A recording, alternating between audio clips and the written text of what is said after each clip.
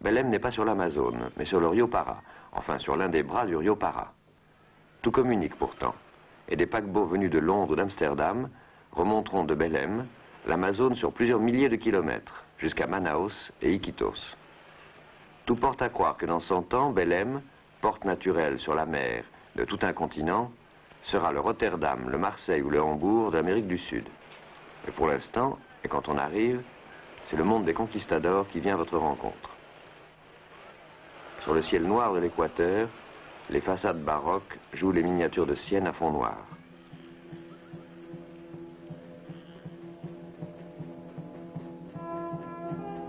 Mais ce ciel de plomb n'est pas là pour la décoration.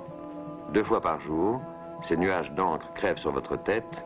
La pluie est une horloge naturelle. On se donne rendez-vous avant ou après la pluie.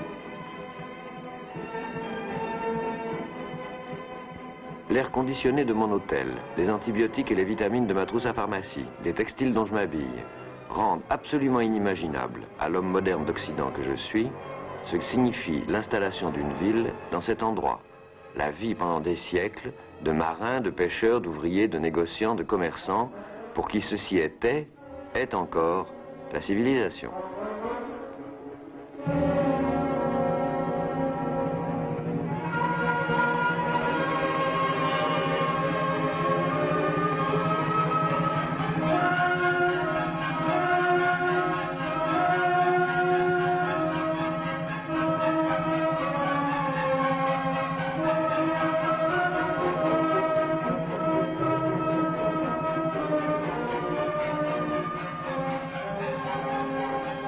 Une ruelle du XVIIIe siècle, un kiosque à musique du XIXe, où ce panorama que je découvre du haut d'un building de béton et de verre n'arrive pas à me faire oublier ce paradoxe des paradoxes, une vie urbaine contre un fleuve qui est une mer, contre une forêt qui est un océan.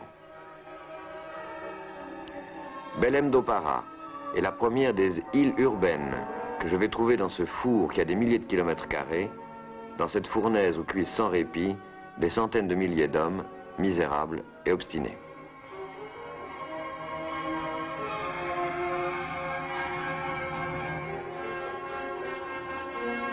Le fleuve, c'est une rue de Paris ou de Milan aux heures de pointe. Ou pour continuer le jeu des comparaisons, la horte, l'artère fémorale de ce grand corps étalé le long de l'eau.